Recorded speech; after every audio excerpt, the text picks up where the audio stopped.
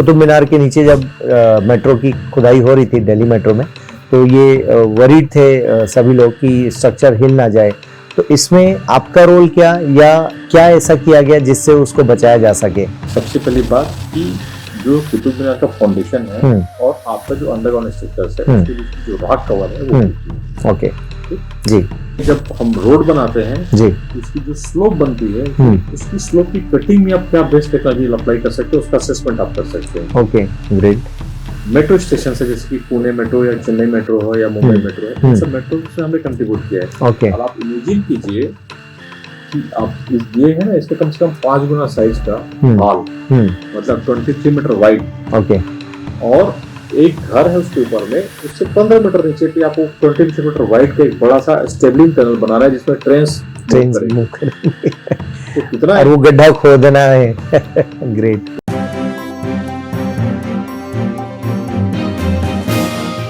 Hello friends, I am doctor Hamid Khan और आज हमारे स्पेशल गेस्ट में आप छत्तीसगढ़ के ही निवासी हैं। और सबसे इम्पॉर्टेंट चीज़ कि आप नवोदय विद्यालय जैसे स्कूल से पढ़कर निकले हैं और छत्तीसगढ़ के एक छोटे गांव से निकलकर CSIR, जो देश का एक सबसे important council for scientific and industrial research institute, हम सभी इसको CSIR कहते हैं, काफ़ी सारे रिसर्च के लिए जाना जाता है ये इंस्टीट्यूट। तो ऐसी जगह पर साइंटिस्ट की पोस्ट पर जब कोई पहुंच जाए और अपने बीच का पहुंचे, मेरे लिए तो बड़े भैया हैं और भैया ही कहता रहा हूं मैं। सो आइए हम बात करते हैं डॉक्टर हर्ष वर्मा भैया से। और भैया बहुत बहुत स्वागत है आपका।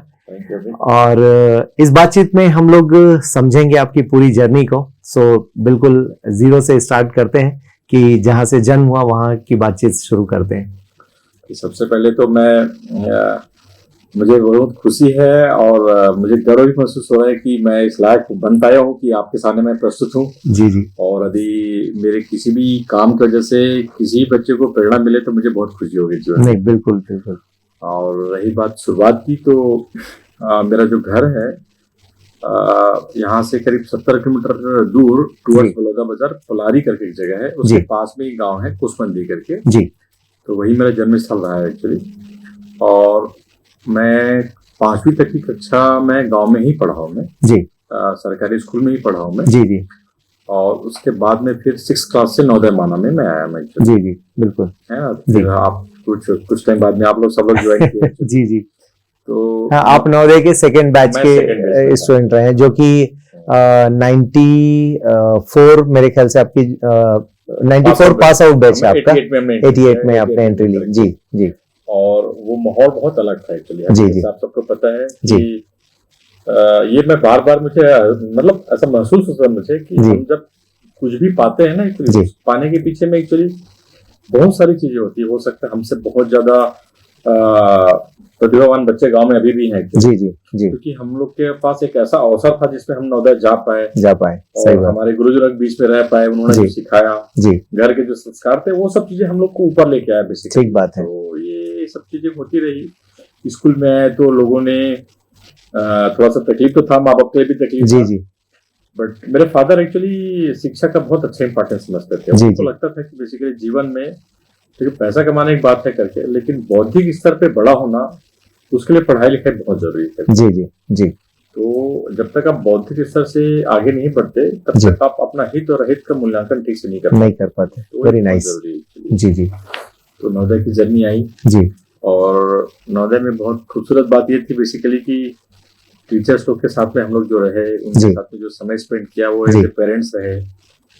मुझे आज भी याद आता है कि कितने टीचर्स द्विवेदी सर, आपको पता ही है द्विवेदी सर, बिल्कुल बिल्कुल जी जी। मतलब इन्होंने तो हमको प्रसाद सर हैं, द्विवेदी सर हैं, पटनायक सर हैं, ये सब लाइन से, राजेश सिंह सर हैं, ये सब अलग अलग। फिर नीलम पानी मैम है, साइंस की टीचर रही, केमिस्ट्री के लिए तिवारी मैम रही आप लोग के साथ। सो पूरी एक श्रृंखला है अच्छे। उस वक्त नवोदय जब एस्टेब्लिश होता है तो एक पिलर्स के तौर पे इन लोगों ने सपोर्ट किया बिल्कुल। और वो उसके ही बेनिफिट्स हैं कि आज कई सारे लोग अलग अलग जगह पर वेल पोस्टेड हैं। आपको और काम जी जी जी। मतलब आपको सब ध्यान, हम लोग का तो ध्यान है मुझे जी। मतलब ये सर लोग से तो खैर बहुत सारी चीजें सीखे ही जी, खेलना कूदना। तो साथ साथ बेसिकली जब बच्चों को हम लोग को याद आती थी घर की ना, तो उन्होंने एक रूल बनाया हुआ था, आपको पता नहीं। हर सैटरडे को एक पोस्ट कार्ड में लेटर लिखना important। नहीं बिल्कुल याद है मुझे, वो सर का रूल था वो बेसिकली। हाँ, तो उसका इम्पोर्टेंस सब समझ में नहीं आता था ना। जी जी। लेकिन वो एज ए पेरेंट्स जब वो लेटर, आज मेरे फादर के पास सारे लेटर्स रखे हुए हैं तो उनको जो तसल्ली होती तो उनको बड़ा मतलब संतुष्टि था कि मैंने अपने बच्चे को बहुत सही जगह भेजा है। बहुत बढ़िया। तो एक अच्छी बात थी एक्चुअली। दूसरा की इम्पोर्टेंट चीज था जो अपनापन एक्चुअली स्कूल में मिला है, मैं उसकी बात करता हूँ मैं। और बहुत अच्छे से ये मतलब मेरे दिमाग में वो छवि है कि हिंदी मैडम थी हमारी, याद है आपको? हाँ बिल्कुल, श्रीवास्तव मैडम। जी जी। मुझे ध्यान आ रहा है कि हम 10वीं का बोर्ड एग्जाम के लिए जा रहे थे जी, और वो एग्जाम हॉल में एंटर करने से पहले ना एक्चुअली एक कटोरी में दही शक्कर चीनी आप लोग के टाइम में था? हाँ, वो लेकिन परंपरा उन्हीं लोगों ने ही शुरू की है। हाँ, तो मतलब ये अब ये स्कूल में माना मतलब ठीक बात है। This is just next to impossible. Yes yes, और हम लोग बहुत किस्मत वाले हैं कि ये सब परिवेश पे रहे हैं एक्चुअली। ठीक बात है। छोटी छोटी चीजें जो है एक्चुअली बांध के रखा हम सबको। जी जी। खेलना कूदना भी सिखाया, जिम्मेदारियां भी सिखाई, टीम वर्क सिखाया, एक्चुअली सारी चीजें हमने वहां सीखी एक्चुअली। बिल्कुल। तो ऐसे करते करते, और मैं आपको बताऊं, मैं एक राव मैडम थी इंग्लिश की। जी जी, इंग्लिश में। हाँ बिल्कुल बिल्कुल। तो एक त्रिपाठी सर थे हमारे। त्रिपाठी सर, हाँ बिल्कुल। त्रिपाठी सर, तो अभी मैं आपको बताऊं, मैं हमारे साथ अविनाश था ना, तो जी अविनाश अग्रवाल जी जी। उसकी तो हैंड राइटिंग में उसको भी बताता हूँ एक्चुअली हमारे उसकी हैंड राइटिंग त्रिपाठी सर समझ नहीं पाते थे बट वो इतना, उनको ये भरोसा था कि ये बच्चा अच्छा लिखता है, तो उनको बुला के पढ़वाते थे कि तुमने अपने आंसर स्क्रिप्ट में क्या लिखा है करके। बहुत बढ़िया। और उसके बेसिस पे नंबर देते थे। Great great. तो ये सब अभी छोटी छोटी चीजें हैं जो मायने रखती हैं, और शायद इतने अच्छे टीचर्स एक साथ एक जगह पर मिलना, शायद ये हम लोग किस्मत वाले थे जो क्योंकि हो नहीं सकता था। इससे बेहतर जीवन में हम कुछ मांग भी नहीं सकते। जी जी। तो ये सब चलते रहा। फिर हम लोग, आपको बताऊं, मैं कुछ टाइम बाद में आपको ध्यान होगा कि साइंस की स्ट्रीम था वो बाहर चले गई थी। जी जी। हाँ, उस वक्त क्लासेस नहीं थी, कम थे, तो हम लोग चले गए थे। वहां पे भी जैन शर्मा साहब थे जो बेसिकली मिलिट्री से आए हुए थे जी। तो हम में से कुछ बच्चे माना से हम लोग वहां गए। वहां पे भी थोड़ी सी तकलीफ थी एक्चुअली, ठीक से व्यवस्था नहीं था वैसे। इंफ्रा को लेकर वहाँ चैलेंजेस से उस वक्त। हाँ जी जी। तो खैर धीरे धीरे सब लोग रम गए सारे बच्चों के साथ में। थोड़ा शुरू में तकलीफ हुआ, बट आपको मैं ये इसलिए मैं याद करता हूँ क्योंकि शर्मा साहब थे, एक बार हॉस्टल में आए हम लोग जी, और हमारे साथ के जो बच्चे थे वो मतलब पढ़ाई में इतने रमे हुए रहते थे जी। शर्मा साहब चाहते थे कि भाई बाकी सारी चीजें तो ठीक है, कम से कम खाने में तो कम से कम अपना इंटरेस्ट दिखाओ करके ऐसा करके वो फोर्स करते थे एक्चुअली। तो बच्चे, मतलब आपको ये कहना चाह रहा हूँ कि बच्चे बहुत तल्लीनता से पढ़ते थे जी जी। तो ये सब एक अच्छा था। और उस वक्त क्या चल रहा था, लाइक करियर में किधर जाना है और कैसे जाना है जी? एक ग्रामीण परिवेश से आए हुए थे जी, तो फादर शिक्षक थे जी। तो ऐसी कोई सोच उस टाइम पे डेवलप नहीं हुई थी कि मुझे इंजीनियरिंग में जाना है, ऐसा करना है, ऐसा कुछ भी नहीं था एक्चुअली जी। और मैं 12th पास आउट होने के बाद में मार्क्स भी ठीक थे रिलेटिवली, मेरे ख्याल से 82% कुछ बने थे उस टाइम।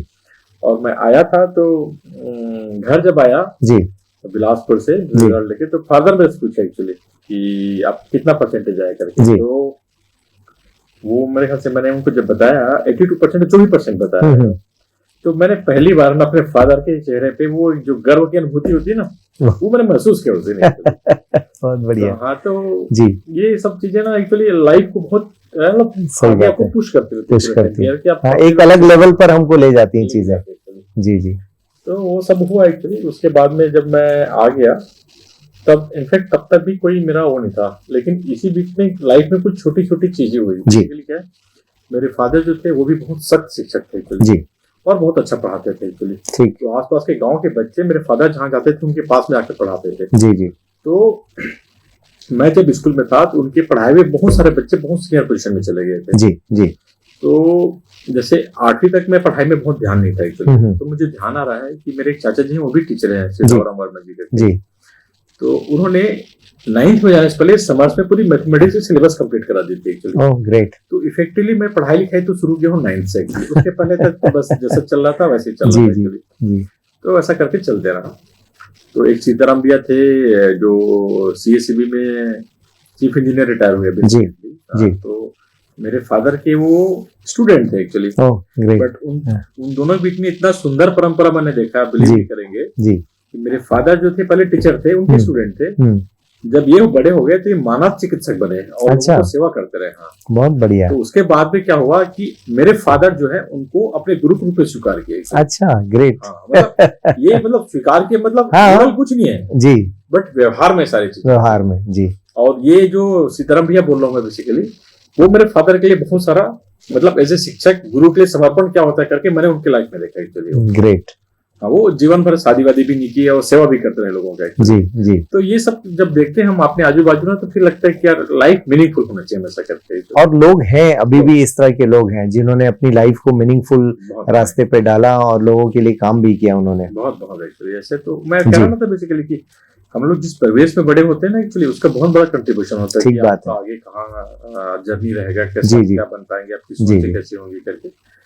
तो ये सब होता रहा। फिर मैं 12th के बाद में मैं जब आया तो गांव में ही था, मैं आया था तब मुझे पता नहीं था एक्चुअली जी। इसी बीच में मेरे एक नाना जी हैं बेसिकली जो भिलाई में रहते थे। वो आए तो पूछे क्या करना चाहते हो करके जी। मैं ब्लैंक था एक्चुअली, मुझे सच में नहीं पता था जी जी। तो फिर बोले कि चलो मेरे साथ में करके, तो मुझे भिलाई लेके चले गए वो। अच्छा। फिर बोले कि कोचिंग कर लो करके, फिर कोचिंग किए तो क्रैश कोर्स का कुछ 1 साल का कोर्स हम लोग कोचिंग किए। मैं कोचिंग करने के बाद में फिर मेरा इंजीनियरिंग में एडमिशन हो गया। ओके। तो मैं बिलासपुर गवर्नमेंट इंजीनियरिंग कॉलेज कोनी से जी 99 में मैं फिर अपना BE कंप्लीट करके आ जी। गया। आपकी ब्रांच वहाँ क्या थी? Mining branch. अच्छा, mining branch. Okay. Mining engineering branch से किया मैंने जी। और उसके बाद में जब मैं क्लियर हुआ तो मतलब मेहनत करना सीखे तो थे ही फादर से जी। तो I was topper in my batch also. Great great. हाँ, तो उसके बाद में फिर 7th सेमेस्टर के बाद में मेरा जॉब भी लग गया था जी। I was working as a research fellow in national institute of rock mechanics, एक मिनिस्ट्री ऑफ माइंस की रिसर्च इंस्टीट्यूट है बैंगलोर में। ओके। वहां से मैंने अपनी जर्नी शुरुआत की। ठीक है, बहुत बढ़िया। हाँ, बट इसमें एक चीज मैं बताना चाहता हूँ बेसिकली कि देखिए हमारे साथ के बहुत सारे बच्चे जो थे ना उन्होंने ध्यान नहीं दिया बेसिकली कि ऐसे अप्लाई करना चाहिए कि नहीं करना चाहिए जी। बट हम लोग थोड़ी सी सिंसियरिटी भी सीखे थे ना स्कूल में सबसे एक्चुअली। तो जो अपॉर्चुनिटी आया था बेसिकली मैं उसमें अप्लाई किया एक्चुअली। अब मैं चाहता था कि मैं अपने मतलब मेरे हिस्से का जो काम है मैं ईमानदारी से हमेशा करना चाहता हूँ। बहुत बढ़िया। तो वो मैंने किया एक्चुअली। मैंने नीटली एप्लीकेशन अप्लाई किया और मैं इंटरव्यू देने भी गया एक्चुअली जी जी। और उस टाइम के बहुत स्टारवर्स डॉक्टर आर्यन गुप्ता करके थे बेसिकली जो डायरेक्टर थे जी। वो थे एक घोष साहब थे, आई थिंक माइनिंग में, वो लोग सब जानते होंगे actually. So they were the people who were actually part of this interview board. और उन्होंने सेलेक्ट किया। सेलेक्ट करने के बाद में फिर आई ज्वाइन देयर ऐसे 2 साल तक था। उस 2 साल के टेन्योर में अच्छे काम सीखे मैंने एक्चुअली। अराउंड 22-23 लाइव प्रोजेक्ट मैंने काम किया। ग्रेट। उसमें सबसे बड़ा जो काम किया वो था सरदार सौर प्रोजेक्ट। अच्छा। उसका जो पावर हाउस का जो कंस्ट्रक्शन था तो NRM के बिहाफ में I was posted there. Okay. तो वहां मैं था और उस टाइम पे मेरी एज मेरे ख्याल से हार्डली 20 साल 22 साल की थी।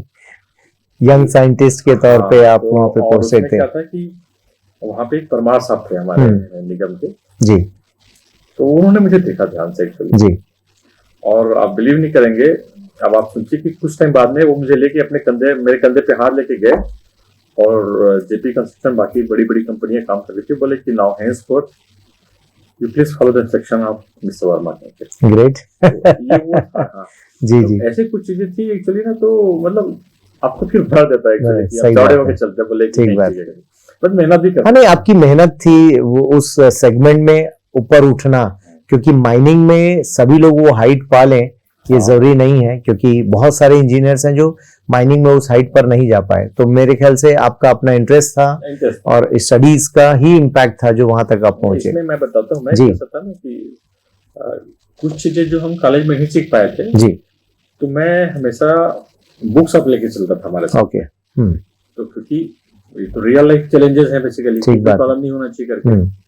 तो कुछ चीज सपोज मुझे नहीं आता था तो केवड़िया कॉलोनी में पथिकाश्रम वहां था,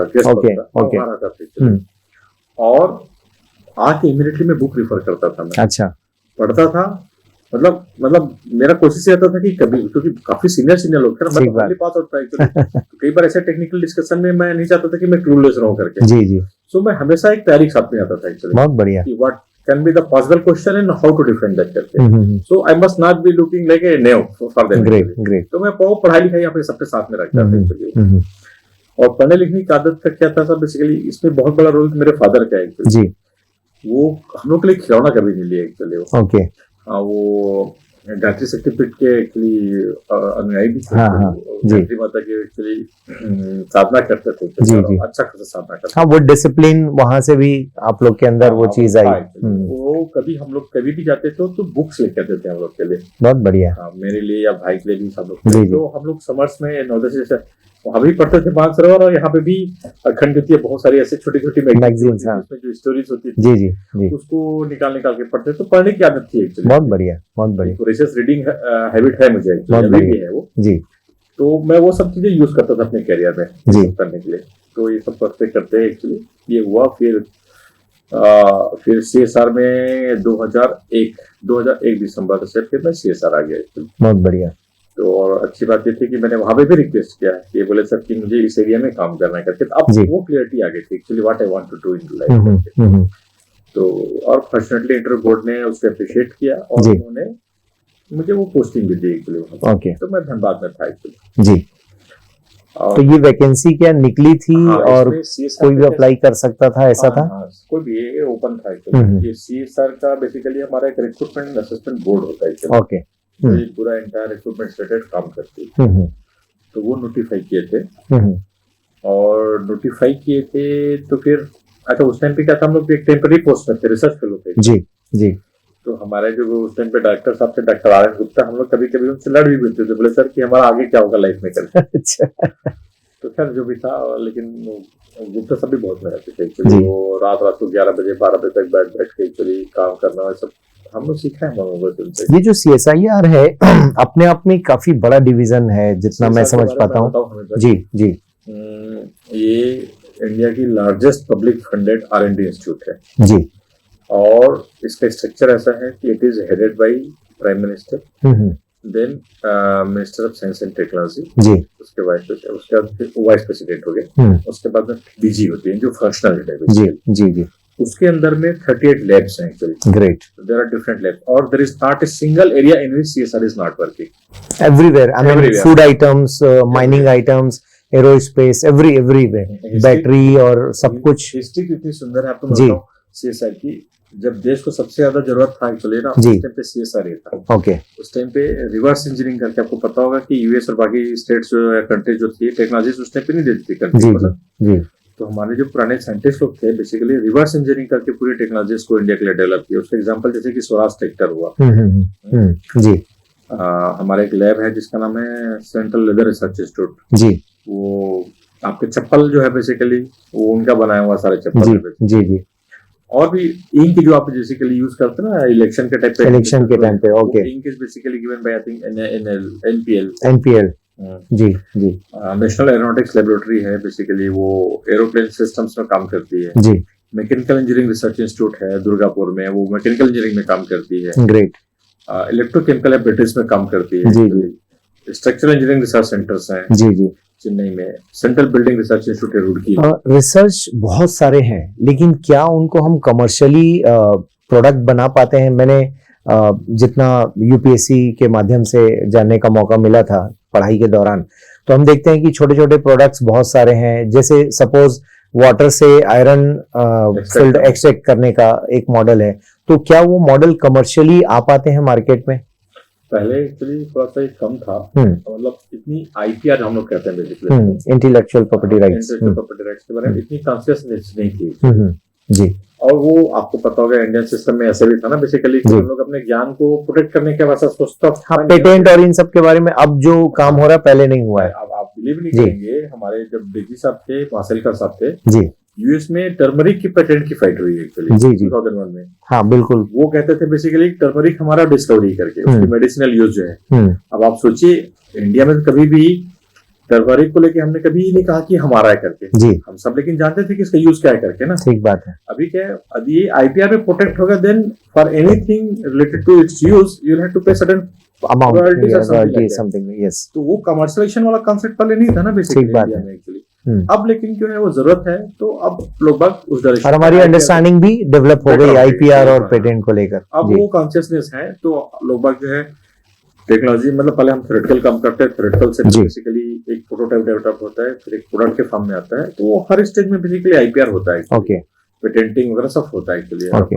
अपने आप में तो अब वो प्रोडक्ट्स हम कह सकते हैं मार्केट में भी आता है, कमर्शियली आ रहे हैं वो। नहीं आज भी नहीं, बहुत पहले से आ रहा है। अब आप जी। देखिए जैसे स्वराज ट्रैक्टर है, हम्म, वो तो एक प्रोडक्ट ही है ना, प्रोडक्ट ही है डेफिनेटली, और आज से नहीं उस टाइम से चल रहा है, बहुत पुराना है और बहुत पुराना मॉडल। है actually। जी जी। इवन इसरोज के लिए बेसिकली जो क्लॉकिंग सिस्टम है वो हम्म। बेसिकली हमारा एनडीएल ही बनाता है actually। अच्छा, हाँ ओके ओके, तो वो हम लोग बोलते हैं ना कि हमारे इंडिया का जो टाइम कीपर है basically it is our lab. Our lab। बहुत बढ़िया। ऐसे बहुत बहुत बढ़िया। सारे स्टालवर्ड्स काम किए लोगों ने actually। अच्छा, इसके बावजूद भी एक बड़ा कंसर्न रहा है आज भी भारत सरकार की चिंताओं में से एक है कि रिसर्च में बहुत लोग जो आने चाहिए क्वांटिटी और क्वालिटी में, वो चीज नहीं आ पा रही है। उसके क्या वजह मानते हैं हम सिस्टम में? उसके बहुत सारे पहलू हैं एक्चुअली। उसमें से मैं आपको बताऊं पर्सनली, यदि आप मुझे सीएसआर के बारे में बात करें तो मुझे लगता है कि इससे बेहतर ऑर्गेनाइजेशन नहीं है काम करने के लिए। ठीक बात है। क्योंकि मैं आपको बताता हूँ रीजन क्या है। सीएसआर आपसे क्या एक्सपेक्ट, या कोई भी research institute for that purpose क्या एक्सपेक्ट करता है आपसे कि आप अच्छा पब्लिकेशंस लाएं, अच्छा प्रोडक्ट लेके आए, उसको कमर्शलाइज करें। अब आप सोचिए इस पूरे प्रोसेस में सबसे पहले और सबसे बड़ा बेनिफिशियरी कौन है? कौन है? वो आप है। ठीक बात है। जो इन्वेंटर है या जो पब्लिशर है या जो अथर है, सपोज मैं कोई एक इंटरनेशनल जर्नल पेपर पब्लिश करता हूँ तो सबसे पहले ख्याति तो मुझे मिलेगी ना। ठीक बात है।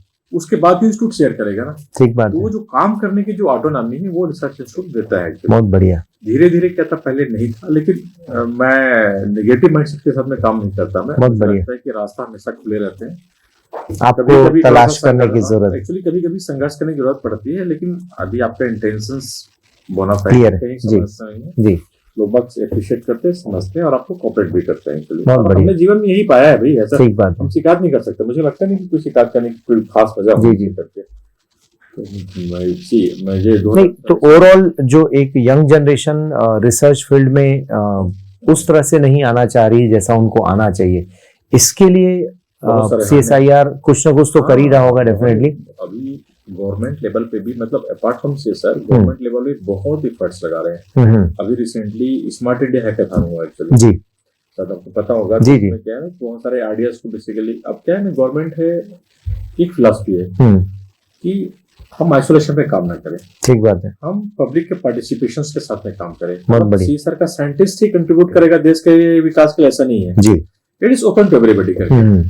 आपके मन में कोई आइडिया है, गवर्नमेंट आपको स्कीम दे रही है, बेसिकली आप आइए, उसकी फंडिंग की स्कीम से बहुत सारी आप कीजिए। हम कंट्रीब्यूट वहां भी कर सकते हैं, बिल्कुल कर सकते हैं। और गवर्नमेंट इसको प्रमोट भी कर रही है। ठीक बात है, बहुत तरीके से प्रमोट कर रही है। और एंटरप्रेन्योरशिप आज के देखो ना कि इंडिया में कितने इनोवेटिव्स हैं, कितने इंक्यूबेशन सेंटर्स हैं, बहुत सभी जगह है, कितने सारे यूनिकॉर्न्स बन रहे हैं एक्चुअली। ठीक बात है। अभी मुझे लगता है कि this is right time for all of us to contribute in right direction. काम करने की आजादी है, बहुत बढ़िया, और काम हो भी रहा है, बहुत कुछ काम हो रहा है। आज ही एनआईटी में बेसिकली था प्रवर्तन करके एक सेशन था, सो जिसमें स्टार्टअप्स को ही बुलाया गया था। स्टार्टअप के मैनेजर, नेशनल मैनेजर सब आए हुए थे। तो मुझे लगता है कि हर जगह पर ये बढ़िया फोकस है और उस तरीके से काम भी हो रहा है। काम हो रहा है जी जी, काम हो रहा है और बहुत अच्छे से हो रहा है। मुझे लगता है उसका रिजल्ट भी हम लोग को मिलता है, देखने के लिए मिलता है। अभी देखते हैं कितने सारे इंडिया में हम लोग बोलते हैं कि फ्रूगल इंजीनियरिंग, जुगाड़ से भी हम लोग बहुत कुछ बेटर कर पाते हैं। बहुत बढ़िया, बहुत बढ़िया, तो लोग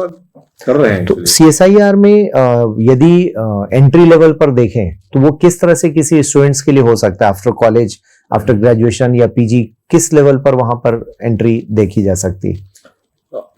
सीएसआर में डिफरेंट जैसे कि साइंटिस्ट, बेसिकली साइंटिस्ट से फॉर एग्जांपल हम बाकी से कंपेयर करेंगे तो एग्जीक्यूटिव पोस्ट, ठीक है ना, साइंटिस्ट भी या जो साइंटिस्ट होता है बेसिकली, उसका जो रिक्रूटमेंट होता है, उसका जो रिक्वायरमेंट होता है बेसिकली, यदि आप इंजीनियरिंग में एटलीस्ट एमटेक होना चाहिए आपका, साइंस में तो पीएचडी होना चाहिए।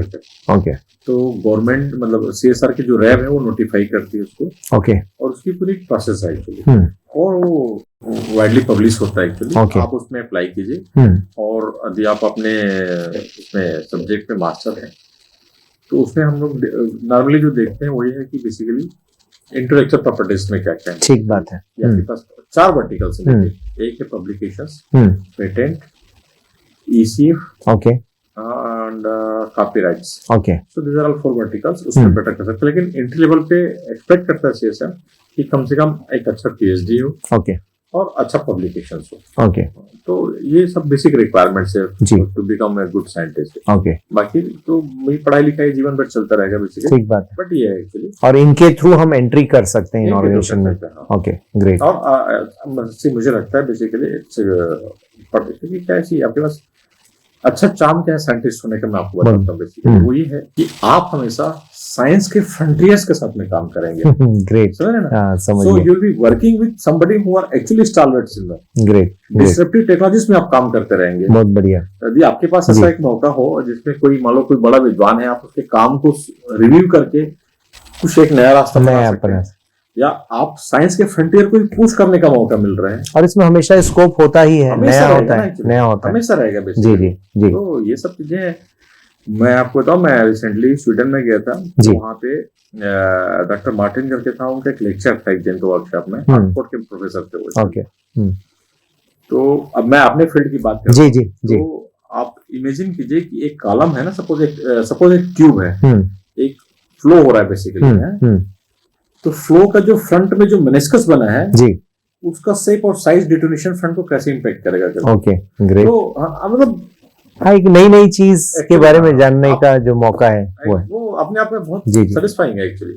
आपका जो फील्ड है वो पर्टिकुलरली कैसे ग्रो करता है, जैसे हम अभी बात कर रहे थे जैसे कि प्री रिकॉर्डिंग जी। माइनिंग साइंस पे सपोज आप आते हैं एक्चुअली, तो अब मैं जिस साइट में काम कर रहा हूँ वो तो बहुत इस टाइम पे बहुत थ्राइविंग एरिया है जी, क्योंकि उसका एप्लीकेशन कहाँ कहाँ आपको बताता हूँ मैं एक्चुअली। जैसे टनल आप बनाते हैं, आप देखिए इस टाइम पे गवर्नमेंट कितनी सारी टनल्स की प्लान कर रहे हैं, वो टनल्स बनाने में यूज होता है एक्चुअली। ओके। इसके अलावा रोड साइड में जब हम रोड बनाते हैं जी, उसकी जो स्लोप बनती है, उसकी स्लोप की कटिंग में आप क्या बेस्ट टेक्नोलॉजी अप्लाई कर सकते हैं, उसका असेसमेंट आप कर सकते हैं। Okay, great. मेट्रो स्टेशन से जैसे कि पुणे मेट्रो या चेन्नई मेट्रो हो या मुंबई मेट्रो है, इन सब मेट्रो से हमने कंट्रीब्यूट किया है। ओके, और आप इमेजिन कीजिए कि आप इस ये है ना, इसके कम से कम 5 गुना साइज का हॉल, मतलब 23 मीटर वाइड, ओके, और एक घर है उसके ऊपर में, उससे 15 मीटर नीचे पे आपको 23 मीटर वाइड का एक बड़ा सा स्टेबलिंग टनल बनाना है जिसमें ट्रेन मूव करेंगे। तो कितना और वो गड्ढा खोदना है। ग्रेट। तो वो अपने आप में एक चैलेंज होता है जी जी। तो उसको कर पाना, और आपको बता मैं बहुत खुशी से आपके साथ में शेयर करता हूँ मैं जी कि ये प्रोजेक्ट जो थे एक्चुअली हमने बहुत सक्सेसफुली कंप्लीट किया। जी जी। ऐसे ही Tehri underground hydro power complex जी, बहुत एम्बिशियस प्रोजेक्ट है उत्तराखंड स्टेट गवर्नमेंट के, काफी बड़ा भी है उसमें हम लोगों ने बहुत टेक्निकली चैलेंजिंग काम किया जी। तो इसका सेटिस्फेक्शन है एक्चुअली। आप तो बेसिकली इन सब कामों में जो बारीकियां हैं, किसी एक केस को लें, जैसे कुतुब मीनार के नीचे आपको अंडरग्राउंड स्ट्रक्चर बनाना है। जी जी, कुतुब मीनार के नीचे जब मेट्रो की खुदाई हो रही थी दिल्ली मेट्रो में, तो ये वरीड थे सभी लोग कि स्ट्रक्चर हिल ना जाए, तो इसमें आपका रोल क्या, या क्या ऐसा किया गया जिससे उसको बचाया जा सके, यदि हम थोड़ा टेक्नोलॉजी को समझना चाहें जी। तो उसमें क्या होता है कि आपको ये देखना पड़ेगा सबसे पहली बात कि जो कुतुब मीनार का फाउंडेशन है और आपका जो अंडरग्राउंड स्ट्रक्चर है उसके बीच की जो रॉक कवर है वो कितनी है। ओके, ठीक जी। वो जो रॉक कवर को आपको करेक्टराइज करना पड़ेगा बेसिकली जी। करेक्टराइज करने के लिए बेसिकली उसके बहुत सारे पैरामीटर्स होते हैं, उसके अपने स्ट्रेंथ पैरामीटर्स होते हैं, उसकी मॉडुलस होती है, उसकी पोरोसिटी होती है, परमेबिलिटी होती है जी।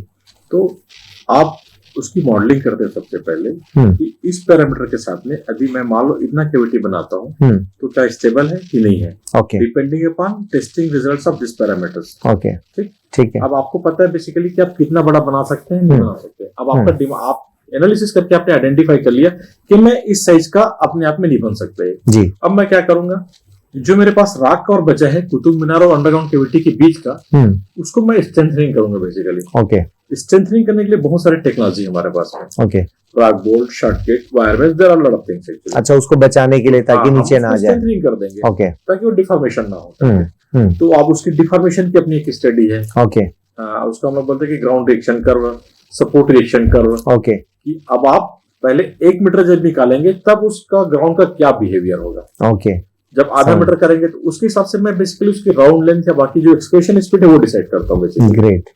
वैसे ही मान लो मैं टनल बोरिंग मशीन से आजकल हम बहुत सेंसिटिव जगह में दिल्ली मेट्रो में मोस्टली टनल बोरिंग मशीन काम हो गई है ना, तो जब टनल बोरिंग मशीन ड्राइव करती है तो उसमें कितना टार्क लगा सकते हैं उसका भी अपना एक वाइब्रेशन है। ओके, जी, तो that should not create any disturbance to the surrounding structures, okay, क्योंकि सराउंडिंग स्ट्रक्चर्स अभी स्टेबल नहीं हुई, then again I am going to create a problem for Qutub Minar any structure. Okay.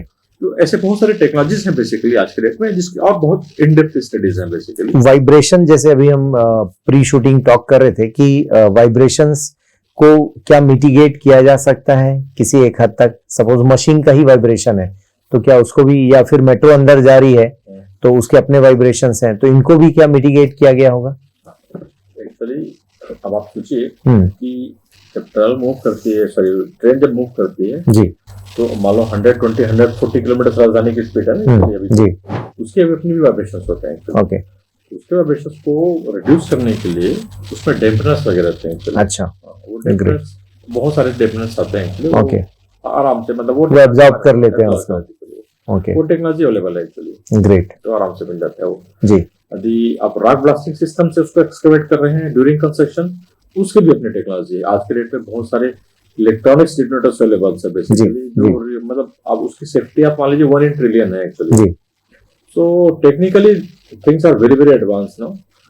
Problem क्या होती है बेसिकली कि awareness of all this available technologies during constructions with the people who are working, okay, एक important part है basically. जी, जी, तो वो होना चाहिए, बट फॉर्चुनेटली मुझे लगता है कि हमारा जो स्टेट ऑफ आर्ट है दैट्स क्वाइट गुड जी, और कुछ लैप्सेस हैं या कुछ गैप्स हैं वो धीरे धीरे करके फील हो रही है। और आज के डेट में हम इतने सारे लोग बाग काम कर रहे हैं इस एरिया में, जी, तो धीरे धीरे लोग बाग एक जगह से काम करते हैं तो उनके पास अपनी एक एक्सपीरियंस होती है, स्किल सेट आता है। अब वो जब दूसरी जगह जाते हैं तो बेसिकली अपने स्किल सेट के साथ मूव करते हैं, ग्रेट, तो वो चार लोग के साथ में जो काम करते हैं उनको सिखाते हैं बेसिकली। तो that is how people are getting day by day enriched by all this experiences also. अब आपके डिपार्टमेंट का एक बहुत बड़ा काम जो काफी अखबारों में था, न्यूज में था, नोएडा की जो बिल्डिंग्स को गिराई, हाँ, सो वो उसकी स्टोरी मैं सुनना चाहूंगा जरूर, दर्शकों को इस बारे में हम बातचीत करके बताएं क्या था वो। सुपरटेक ट्विन टावर जो है, इसको हम लोग ऐसे समझते हैं बेसिकली, ये ट्विन टावर में बेसिकली देयर आर 2 टावर्स और दोनों के हाइट अप्रोक्सीमेटली 100 मीटर्स थी, 32 स्टोरी बिल्डिंग थी जी, और इंटरकनेक्टेड भी थी, फाउंडेशन लेवल पे भी थी और बीच में भी। अच्छा, ओके, वहां पे मेरे ख्याल से कुछ दूसरा प्रॉब्लम क्या था, टेक्निकल प्रॉब्लम ये था basically during construction there were some issues with compliance of the regulatory things. Okay, तो लोग बाग जो इकोवा है, Emerald Court Resident Welfare Association करते हैं, उन लोग गए कोर्ट पे एक्चुअली, अच्छा, कोर्ट में, हाँ, कि भाई ऐसा है करके और this is not as per the rule, they should not do it, so ये हम लोग के लिए समस्या है, आप कुछ बताइए, इसको डिमोलिश करना चाहिए करके। तो बहुत सारी डिबेट चली, करीब 10 साल की पूरी लड़ाई थी लोगों की, और ऑनरेबल सुप्रीम कोर्ट ने ये डिसाइड किया कि भाई नहीं करके it has to be demolish. ये हुआ सुपरटेक का जो बिल्डर था बेसिकली, तो ये काम दिया गया पहले नोएडा को एक्चुअली।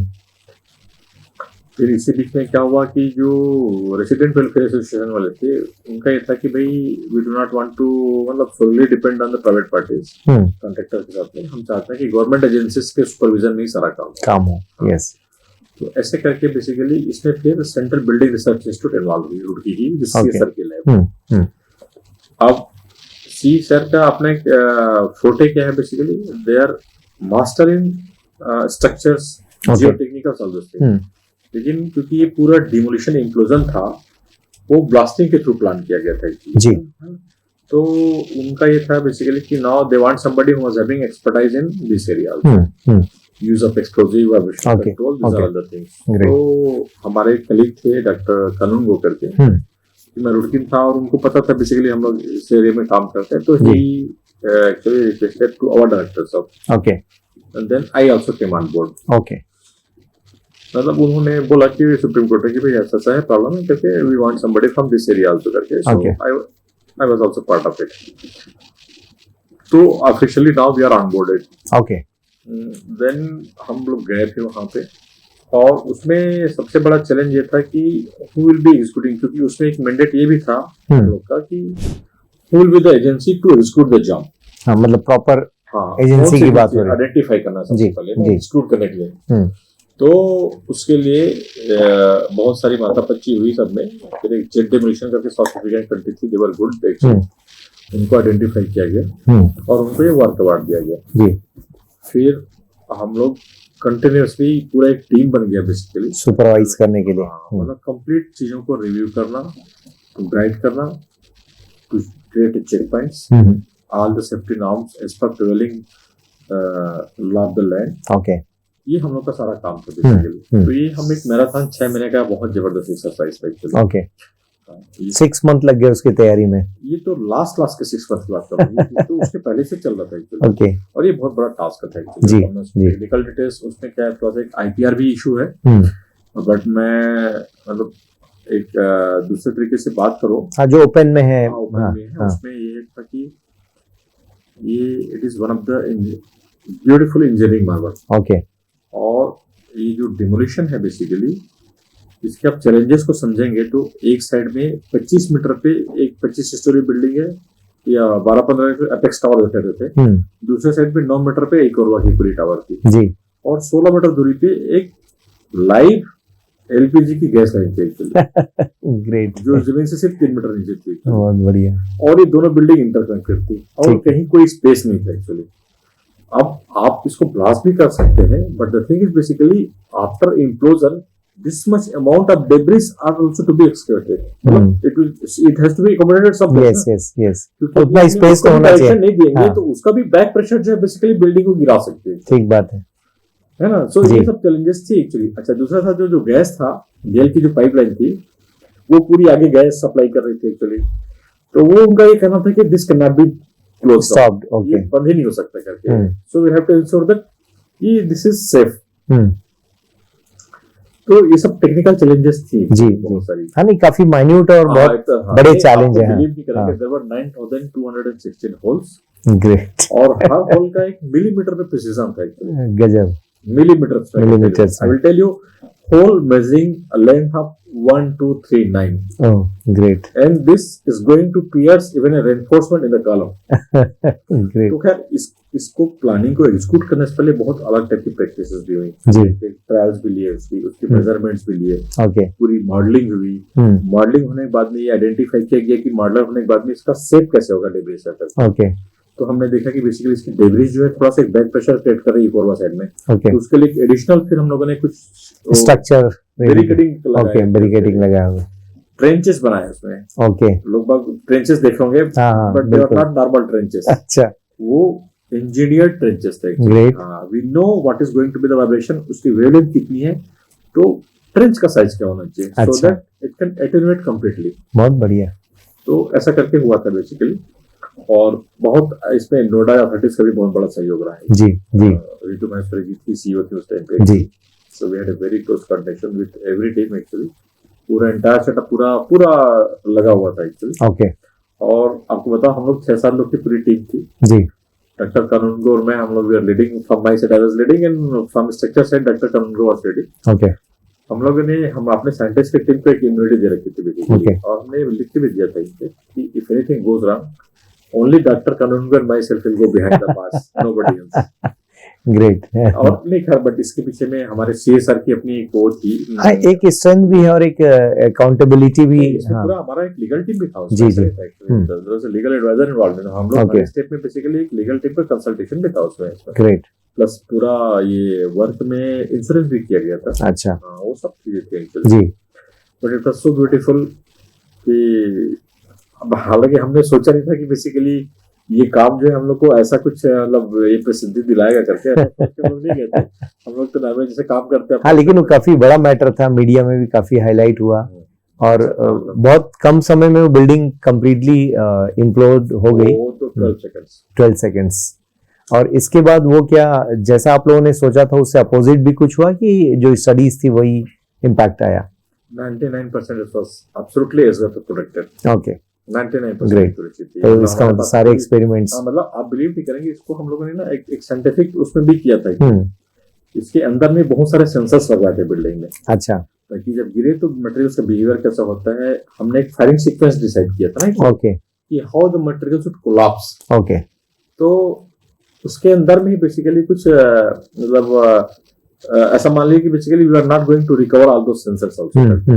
कुछ और आप बिलीव नहीं करेंगे, पूरी सब कुछ खत्म होने के बाद में जिस दिन इंक्लूजन हुआ था उसी दिन कुछ स्पेशल टाइप के इंस्ट्रूमेंट्स हमने ऊपर रखे थे वैसे। ओके, वो उसी बेरे का बनाया हुआ था actually. Okay. Doctor I think मिकी मेकन दलबेरा करके था उसका। Okay. He was good in instrumentation and great great. तो स्पेशली उन्होंने पूरी टेस्ट की बिल्डिंग से गिरा के दूसरे बिल्डिंग से कि वो सेंसर्स कैसे बिहेव करके हम Okay. चाहते थे बेसिकली जब उसकी डिटेल गिरे तो क्या पाथ फॉलो करता है Okay. वो, क्योंकि हमने एक मॉडलिंग भी की थी तो जी। बेसिकली राइट और नॉट, ग्रेट। क्योंकि ये एक ऐसा अपॉर्चुनिटी भी था बेसिकली। सो हाँ, बहुत कुछ yes we must be more confident या कि जो अनसर्टेनिटीज हम उसको एलिमिनेट कर पाए आगे के लिए। बहुत बढ़िया। तो और उसमें हमने 19-20 सिस्मोग्राफ पिक्सेल्स के सेंसर्स भी लगाए थे इसमें। Great great. और बहुत बढ़िया रहा actually. We measured the vibrations on it was a classic story actually. बहुत बढ़िया। खुद को भी बहुत सेटिस्फैक्शन हुआ उस काम ग्रेट। हाँ, यूनिक था काफी, मीडिया रिपोर्ट्स में तो हमने देखा। और इसका मैं बताऊं मुझे सबसे ज्यादा खुशी कब हुआ, मैं बिलासपुर आने के बाद में CGWRD के नगरीय सप्ताह चीफ इंजीनियर जी जी। तो जब होने के बाद में मुझे फोन किया, हम उसके बाद में कुछ प्रोजेक्ट कर रहे थे एक्चुअली सर कि वर्मा जी आप कहाँ हैं करके। तो मैंने बताया बोले सर मैं दिल्ली में किसी काम में हूँ मैं करके। तो बोले अरे मैं तो आपको मैं टीवी में देख रहा हूँ मैं करके, ऐसा करके बोले। और मुझे बहुत खुशी हुई कि आप लोग के साथ में हम लोग जुड़ के काम कर रहे हैं, यहाँ का टाइम का कुछ काम कर रहे हैं इस पूरे को वाइंडिंग का था एक्चुअली। तो वो जब ऐसा बोले ना सी वो that brings lot of pleasure.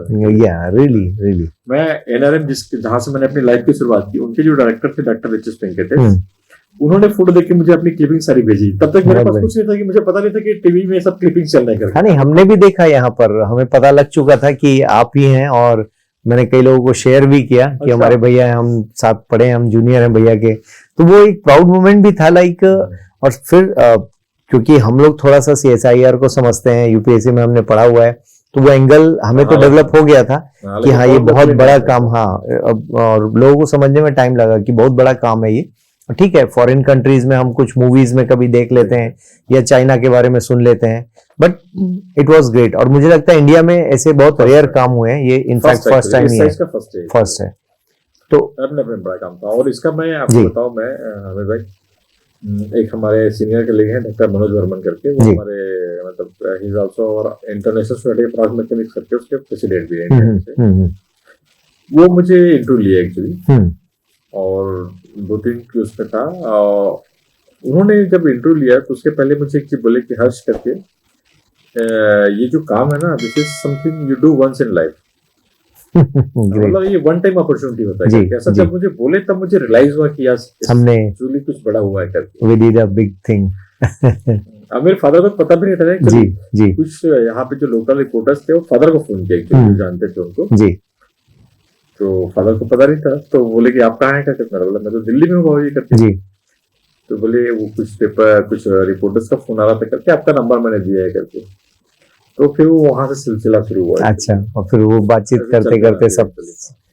तो ओवरऑल जो आपका फील्ड है रॉक साइंस कहा जाए या रॉक इंजीनियरिंग कहा जाए, सो ये कितनी वैरायटी में अभी आपके काम को इन्वॉल्व किया गया? लाइक अब आप बिलासपुर आए हैं तो बिलासपुर में ट्रांसफर जो दिया गया, तो बिलासपुर का डिवीजन कैसे काम करता है? आप जो हमारी बातचीत चल रही थी बहुत पुराना लैब है जिसमें काम कर रहे हैं, उसके बारे में जानना चाहूंगा। बिलासपुर में पहले क्या था कि सिर्फ फ्यूल साइंस में काम करते थे। फ्यूल साइंस में मतलब बेसिकली जो कोयला वाला जो काम था, जिस बेसिक पर्पस के लिए उसको बनाया गया था, उस एरिया में ही काम होता था। ओके। तो हमारा जो हर CSR लैब का एक रिसर्च काउंसिल होता है बेसिकली, उसमें विद्वान लोग रहते हैं, सब 5-6 लोगों की पूरी टीम होती है। ठीक है। उनका काम होता है बेसिकली रिसर्च के दिशा और दशा देना है जी। तो हमारे रिसर्च काउंसिल का एक था कि बिलासपुर सेक्टर में जरूरत भी थी लोगों की जी, तो वो कम लोग थे, तो बोले कि भाई आप बिलासपुर ट्रांसफर ले लीजिए। और हम लोग चाहते हैं कि वो इतनी बड़ी माइनिंग इंडस्ट्री के बीचों बीच में है बिलासपुर सेक्टर का, उसकी स्ट्रेंथनिंग होना चाहिए करके। ओके। तो उस लिहाज से मेरा ट्रांसफर हुआ। ओके। और ट्रांसफर होने के बाद में उसका एक्सपेंशन होना था, एक्सपेंशन करना था, वो मेरी जिम्मेदारी थी जी। तो अब मैं जो रुड़की में जो काम करता था सारी चीजें, अब हम बिलासपुर में भी बिलासपुर सेंटर को एक्सपेंड करके हम now we are taking up R&D project in rock engineering also, okay, which was not been carried out at Bilaspur centre earlier. Okay. तो अभी वो एक्सपेंशन हम लोग कर रहे हैं जी नाउ एट बिलासपुर सेंटर। अभी मेरे अंदर में 3 PhD स्टूडेंट्स हैं बेसिकली जी। They are pursuing their research in different areas in the geotechnical engineering. और फिर बहुत सारे बच्चे हम रिक्रूट करते हैं, they are working as a project assistant. Okay okay हम लोग बिलासपुर से अभी भी आपको बताऊं मैं आपको, we are contributing in different hydro power projects, like Okay. Dairy hydro power projects, जी विष्णुगढ़ तपोवन विष्णुगढ़ प्रोजेक्ट ये कर रहे हैं, तपोवन का और तपोवन वाला भी प्रोजेक्ट वो सब कर रहे हैं जी रिसेंटली हम लोगों ने पंप स्टोरेज प्रोजेक्ट काम कंक्लूड किए हैं। ओके ऐसे बहुत सारे रिन्यूएबल एनर्जीज पे काम किए हैं। भगवान जगन्नाथ के मंदिर में आप लोग पता नहीं बहुत लोग को पता भी है, श्री जगन्नाथ परिक्रमा प्रोजेक्ट SMPP बोलते हैं, ओके श्री मंदिर परिक्रमा प्रोजेक्ट ओके ओके अब अभी मंदिर जाएंगे ना तो ये पुरी की बात हो रही पूरी की बात जी उसके चारों सब में 75 मीटर की एक वाइड कॉरिडोर डेवलप किए गए परिक्रमा करने के लिए। ओके तो वहां पे भी कुछ इश्यूज था, का मतलब उसका जो काम था उसमें ऐसा था कि भगवान जगन्नाथ के मंदिर या उसको किसी तरीके से डिस्टर्बेंस नहीं होना चाहिए करके, ओके तो वो हम लोगों ने किया है। ओके फिर रिसेंटली भुवनेश्वर में एक मारा करके है पूरा, वहाँ आपको पता होगा बहुत जी। बड़े टेम्पल्स है, उसके मैंने स्टडी की है। ओके चित्तौड़गढ़ वाली आपको मैंने बताई है। जी जी ऐसे ही और आपको बताऊं मैं राजस्थान में बहुत सारे माइनिंग के प्रोजेक्ट हैं, जी। उसमें कंट्रीब्यूट कर रहे हैं। जी पुणे मेट्रो का काम कंप्लीट किया जी, है, जी। चेन्नई में मुंबई मेट्रो का काम कंप्लीट किया हम लोग। जी तो ऐसे बहुत सारे प्रोजेक्ट्स हैं जिसमें और इन सभी जगह पे वाइब्रेशंस और रॉक का बिहेवियर हाँ एक्चुअली मोर और लेस वो एरिया वही है हम लोग का। हम्म।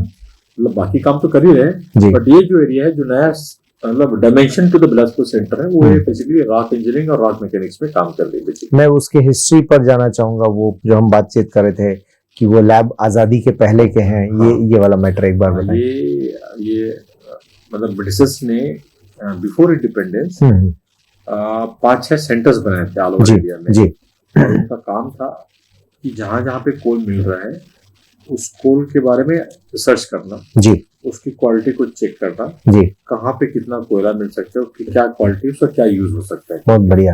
तो उसमें से एक सेंटर था बिलासपुर। जी बिलासपुर के अलावा फिर नागपुर, रांची जी रानीगंज, आसनसोल और एक डिगवाडी करके, ओके ऐसे करके 5-6 सेंटर्स पहले बने हुए थे। जी उसका काम ही था ये बेसिकली कि कोयले के बारे में रिसर्च करना, मोस्ट ग्रेट है ना, और कोयला करना, उसका फिर कोयले से जो बाई प्रोडक्ट्स निकलते हैं फ्लाई एश, उसका क्या यूटिलाइजेशन हो सकता ओके। है करके।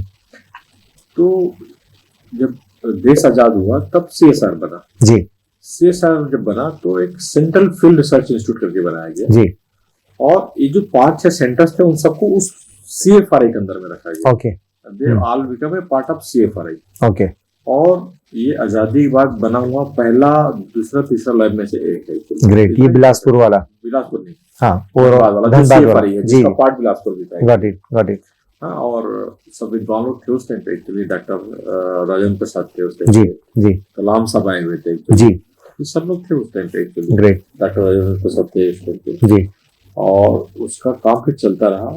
उस टाइम बाद में क्या हुआ कि वहां से ऐसी जरूरत महसूस हुई कि फ्यूल का तो हमने काम कर ही रहे करके, लेकिन फ्यूल को निकालना कैसे, उसकी माइनिंग कैसे करनी है, जी उसके लिए एक अलग ही टेक्नोलॉजी चाहिए करके। तो Okay. उसको ध्यान में रखते हुए सेंट्रल माइनिंग रिसर्च इंस्टीट्यूट बनाया गया है, वो धनबाद में बनाया। धनबाद में जी जैसे ISM आप लोग सब जानते होंगे ना, IIT ISM बनाया करके, बिल्कुल। उसी पैरेलल CSR का लैब बनाया एक्चुअली। जी फिर क्या हुआ कि कुछ ऐसी डिफिकल्टी आई होगी बेसिकली DOD के ऊपर जो CFRI बना था वहां पे, ओके तो इन दोनों को CMRI और CFRI को मर्ज कर दिया गया ओके और एक सिंगल एंटिटी बनाया गया, जी उसको कहते हैं central institute of mining and field research. Okay जी और ये जो जितने सेंटर्स थे वो सब they all become a part of CIMFR, Okay. Central institute of mining and field research. Field research जो CMRI बना था माइनिंग रिसर्च का, उसके 2 सेंटर्स थे पहले, एक रुड़की और एक Nagpur. Okay so this Roorkee and Nagpur center, they also became a part of this CIMFR। Okay great, formation हुआ एक्चुअली। बहुत बढ़िया और आपको बताऊं बिलासपुर सेंटर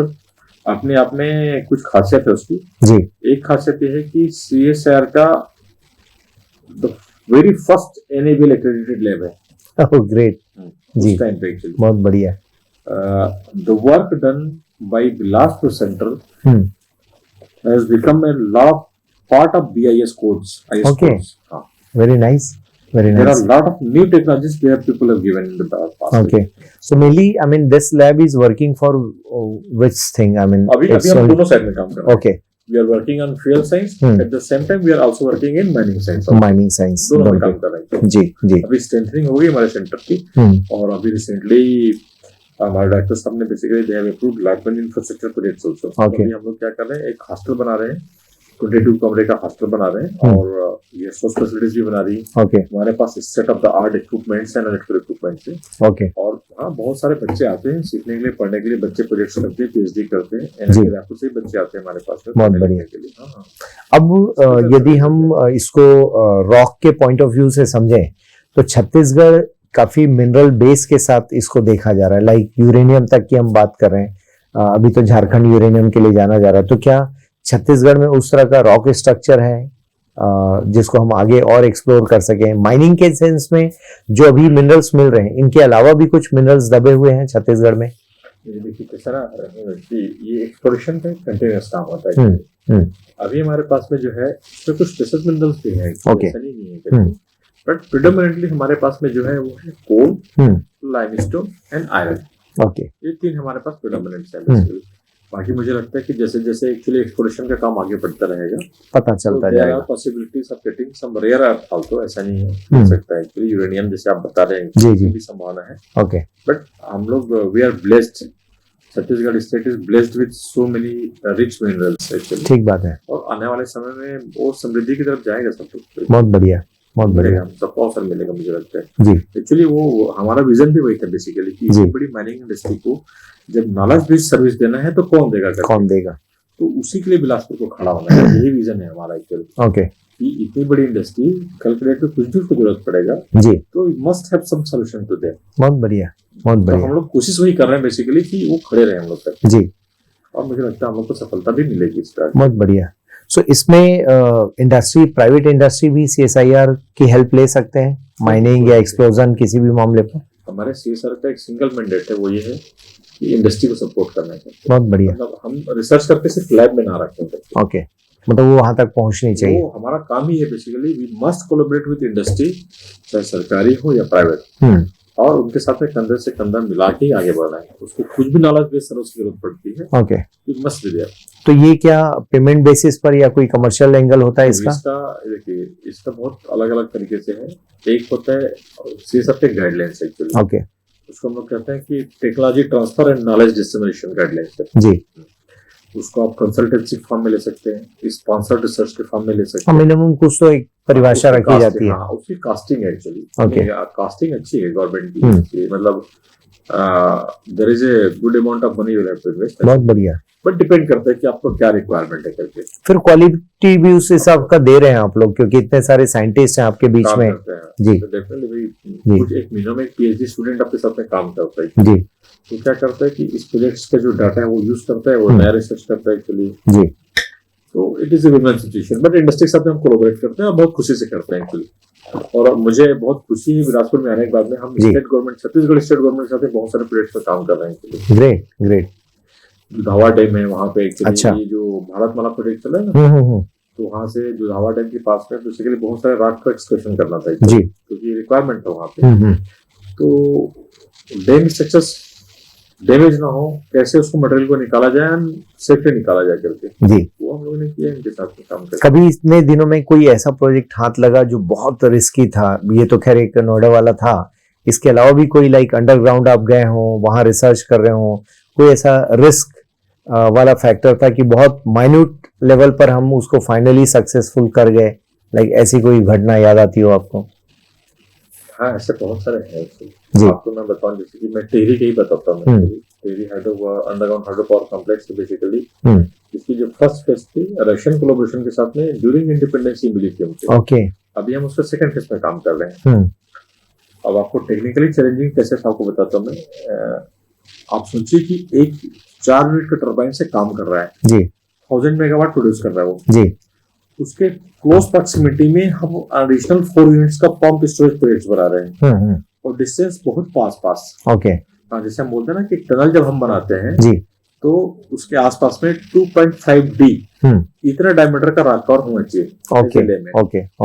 ठीक है। अब आप सोचिए जैसे 8 मीटर है टनल का डायमीटर, तो 8 दूनी 16 + 4 करीब 30 मीटर में इतना होना चाहिए ना। ठीक बात है जी। तो अब मान लो 20-22 मीटर की पार्टिंग, तब आप ये मान के चलते हैं कि आपकी टनल स्टेबल होगी। अब आप इमेजिन कीजिए कि हमको टनल ड्राइव करना पड़ रहा है with only 2.5 metre of parting. समझ गया मैं जी। तो जहाँ पे 20 मीटर की रिक्वायरमेंट है वहाँ पे 2.5 मीटर है जी। और आपको पता है बहुत सारे इंटरनेशनल क्लाइंट्स ने एक्चुअली बोला था कि ये संभव नहीं है करके, ओके, हम लोगों ने किया ये चीज। बहुत बढ़िया। We got appreciation also for this. Great great job. हाँ ऐसे है। और अच्छा, एक टनल जो बीच में मजदूर काफी फंस गए थे, हाँ, तो उसका क्या रीजन था, क्या फाइनली साइंटिफिक कंक्लूजन निकल कर आया?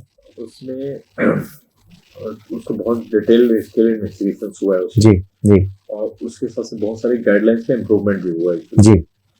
उसमें जो हुआ था ये था कि टनल्स तो ऑलमोस्ट 2 किलोमीटर आगे जा चुकी थी। ओके। पीछे जो था, जो सपोर्ट लगनी थी एक्चुअली, वो एडुकेट सपोर्ट नहीं लग पाई थी। अच्छा। और उसकी वजह से वो कोलैप्स कर गया एक्चुअली। ओके, तो क्या पूरा टनल ही कोलैप्स कर गया? एक पार्ट था, एक पार्ट अब रिपेयर कर लिया गया होगा। हाँ, वो सब हो गया एक्चुअली। ओके। और उसके बाद से नई गाइडलाइंस भी बन गई है बेसिकली, ताकि वो ऐसी जैसे वो समस्या ना बने करके। बहुत बढ़िया। वो काम हो रहा है एक्चुअली। वो ट्विन टनल्स, एक्सेस रोड्स, यदि इमरजेंसी कुछ हो तो बेसिकली एक ऑक्सीजन की सप्लाई का भी बंद नहीं होना चाहिए। ओके, वो भी सब दे दिया गया। हम लोगों ने भी काम किया उसमें। ओके, ऑपरेशन में बहुत बढ़िया। हम लोग भी वाइब्रेशन मेजरमेंट करते थे। उसमें क्या काम था बेसिकली, ये जो ड्रिल करते थे ना उसमें जी, ड्रिलिंग करते थे तो वाइब्रेशंस भी जनरेट होते थे एक्चुअली। ओके। तो आइडिया ये था कि उसका वाइब्रेशन जो है that should not exceed the tolerance limit of the rock.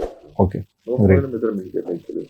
अच्छा, CSIR अब यदि हम देखें लेटेस्ट टेक्नोलॉजी, AI और सारी चीजों पर, तो क्या वहां पर भी हमारा रिसर्च काम कर रहा है? CSIR का अपना एक लैब है जो CBEX बोलते हैं हम लोग। Okay, centre for mathematical modelling and computer based. Okay, वो बैंगलोर में है एक्चुअली। ओके, उनका काम ही ये है बेसिकली। अच्छा, they are working on it. But लेकिन AI ML का बेसिकली एप्लीकेशन बहुत वाइड है, बहुत वाइड है, बहुत वाइड है। और ऑलमोस्ट सभी लैब में काम हो रहा है इसमें। जी जी।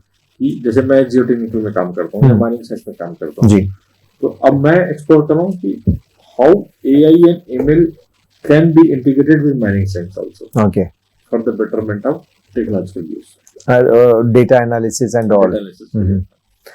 बहुत सारे इंजीनियरिंग स्टूडेंट्स इस वीडियो को देखने वाले हैं, उनके करियर के लिए हम क्या सजेस्ट कर सकते हैं? सपोज जो माइनिंग में इंजीनियरिंग करके आ रहे हैं, क्या उनको एडवाइस होंगी? I mean apart from CSIR, एक तो है ही ये करियर, इसके अलावा भी उनका करियर किधर जा सकता है? जो माइनिंग साइंस के जो ग्रेजुएट्स हैं, अभी देखिए जो माइनिंग में जो काम हो रहा है ना, जो लेटेस्ट है, क्या हो रहा है आप इमेजिन कीजिए कि हमारे पास बिलासपुर एरिया में ही रफली साउथ ईस्टर्न कोलफील्ड कहते हैं। पहले जो माइनिंग हुई है, माइनिंग जब हुई है अंडरग्राउंड से जी, तो कुछ कोल के ब्लॉक्स अंदर छूट गए हैं इनके लिए। ओके, उसको हम लोग बोलते हैं लॉक्ड अप कोलफील्ड। अच्छा। तो अब टेक्निकल चैलेंज ये है क्योंकि अब हमारे पास कोल लिमिटेड जी, है ना, और अच्छी क्वालिटी कोल की स्कैर्सिटी भी है। ठीक बात। So now the challenge is basically what are the technologies which can enable us to extract safely all this locked up coal figures. Okay, वो क्या क्वांटिटी में काफी बड़ी है? 70 मिलियन टन से ज्यादा। Oh great. बिलासपुर में ह्यूज। और नॉट ओनली दिस, मैं तो सिर्फ बिलासपुर रीजन की बात कर रहा हूँ, मैं बाकी एरिया में इससे भी बहुत ज्यादा है। तो उनको फिर एक्सट्रैक्ट करने के लिए क्या हो रहा है अभी? अभी there are lot of things. उसमें से अभी एक जो टेक्नोलॉजी में काम हो रहा है हमारे यहाँ, वो है test field technology. Okay, so with the help of fly ash and other things, we are trying to do create some matrix which is paste basically जी, उसको कैसे पंप करते जाए ताकि जो लोग लॉक्ड अप कोल प्लेस ले रहा है वो उस पेस्ट को ले the paste will take the load of the rock and it will release this coal and we can extract that. Great. ऐसे करके ये काम हो रहा है अभी। ऐसे बहुत सारे एरियाज में काम हो रहे हैं। इंस्ट्रूमेंटेशन मैं तो बोलता हूँ एक्चुअली एक मेरा जो पेट एरिया है, मुझे लगता है basically instrumentation is always good, you know. Okay, suppose जैसे ये वॉल है, इसको आपको क्वांटिफाई करना इसके बिहेवियर को। अच्छा, तो what can be the instrument, उसको कैसे एनालिसिस करना है। अच्छा, तो हम लोग स्ट्रक्चरल हेल्थ मॉनिटरिंग में लोग काम करते हैं इसमें। जी जी। तो ये बहुत अच्छा एरिया, उसका बहुत वाइड एरिया है एक्चुअली, इसमें काम कर सकते हैं। ओके, रॉक मैकेनिक्स में भी अपने आप में मतलब नए नए सपोर्ट्स, फास्टर एप्लीकेशंस, बहुत बढ़िया, ये सब में काम हो रहा है एक्चुअली।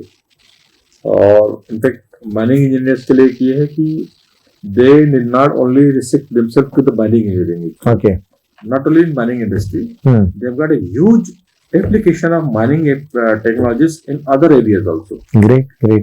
जैसे कि आपको बता रहा हूँ मैं, हम लोग एक बड़ा एरिया है जिसमें हम लोग काम करते हैं बिलासपुर से, application of mining technology for defence applications. Oh great.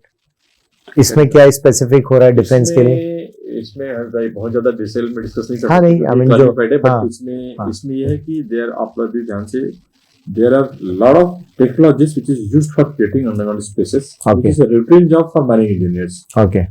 Now those underground spaces can have a very good use for our defense personnel also. Great. बहुत बढ़िया. हाँ, we have been a part of the very large underground setup which is possibly largest in the world. Great. बहुत बढ़िया. So आप लोग के लिए तो ये भी एक फील्ड है कि जो सिविल कंस्ट्रक्शंस हो रहे हैं, लाइक पब्लिक बिल्डिंग जो बन रही हैं और सारी चीजें, तो दिल्ली जैसे जगह को देखें हम, या फिर उत्तराखंड या हिमाचल में जिस तरह के वाइब्रेशंस या लैंड स्लाइडिंग्स हो रहे हैं, इनके ऊपर आपका क्या मानना है? आई मीन किस तरह का ओपिनियन है? मैं एक चीज में मानता हूँ बेसिकली कि हम जब कंस्ट्रक्शन करते हैं तो टेक्नोलॉजी अवेलेबल है. हमारी जो लैप्सेस है बेसिकली वो क्या होती है, following the technology in true spirit, वहाँ पे हम लैग करते हैं. ऐसा मेरा ओपिनियन है कि बहुत जगह ऐसे हैं जहाँ पे हम because of some pretext either faster progress or something like this, okay, we compromise on certain aspects. मुझे लगता है वो नहीं होना चाहिए और उसको ध्यान में रखने से ये सब प्रॉब्लम्स को हम लोग एक्चुअली, जैसे स्लोप है जी, कट स्लोप से बेसिकली जी, कट स्लोप. अभी मैं रिसेंटली अभी परसों हम लोग का मेरा पीएचडी स्टूडेंट है, उसका एक पेपर हम लोगों ने पब्लिश किया कि coupled effect of joints and blast induced vibration on stability of the cut slope. Okay, great. तो वो इसमें पब्लिश हुआ है, वो bulletin of engineering geology natural hazard है publish, it is one of the reputed journals जी. तो हम लोग की जो फंडिंग है वो ये है बेसिकली कि we have a good technology with us, great, but its execution in true spirit is missing. वो इम्पोर्टेंट है इस फील्ड को डेवलप करने के लिए. जी, take care of that part. There are lot of issues which can be handled very safely और ये प्रॉब्लम्स नहीं क्रिएट कर पाएंगे एक्चुअली. और ऐसे बहुत सारे प्रोजेक्ट्स हम लोग काम किए, आपको बताऊं जी जी. जैसे कि रिसेंटली राजस्थान में कुछ टनल्स बन रही थी, ड्यूरिंग कंस्ट्रक्शंस क्या हुआ उसमें, आपने प्रोग्रेस के चक्कर में ऐसा इतना यू डिड इट सो हरिडली, है ना, compromising the safety aspects. Okay, basic principle कोई compromise. Fine. Okay, but we all need to take care of post construction maintenance cost also, you know. Yes, yes, very nice.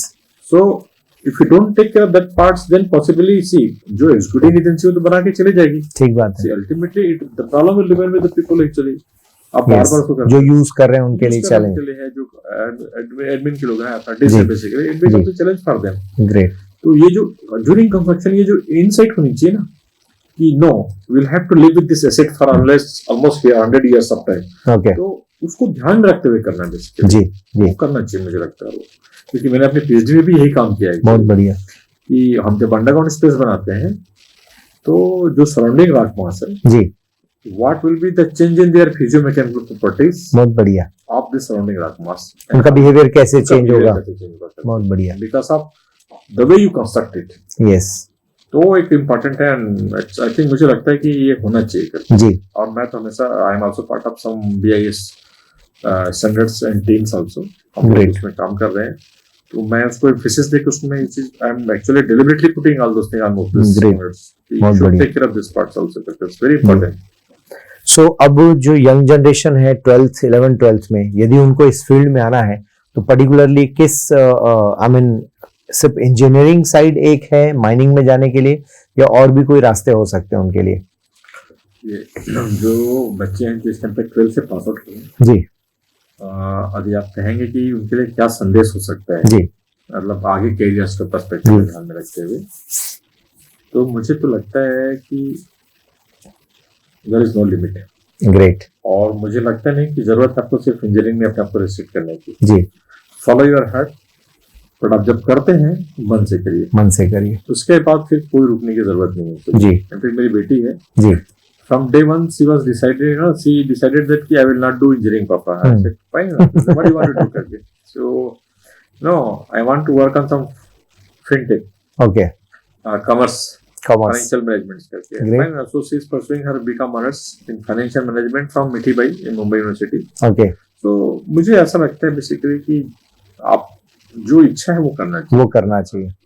और अभी इस generation के पास वो freedom भी है आगे बढ़ने की, क्योंकि हमने हमारे टाइम पे ऑप्शंस कम थे, अवेयरनेस नहीं थी, हमारी समझ भी उतनी नहीं थी जी जी, मेच्योरिटी थी, जिस भी रीजन से हो सकता है हमारे पास ऐसे परिवेश ना हो, ठीक बात है, जिसके वजह से हमें डिसाइड कर पाए अच्छे से कि भाई सही हमारे बात, सही क्या और नहीं करके। ठीक बात है, बट अभी ये चीज क्लियरिटी है कि जी। आप जो भी काम करें अच्छे से करें, कोई लिमिट नहीं चली जाने जी, की। ग्रेट, और बहुत हर छोटी छोटी चीजों में आप देखिए ना, इनोवेशन कितना बड़ा एक इन्वायरमेंट बना बहुत हुआ है। बढ़िया, आप थोड़ा सा भी कोशिश करेंगे और एक 10 पॉइंट आइडेंटिफाई कीजिए and you work on that, बहुत बढ़िया। No problem at all, you can pursue your career like anything.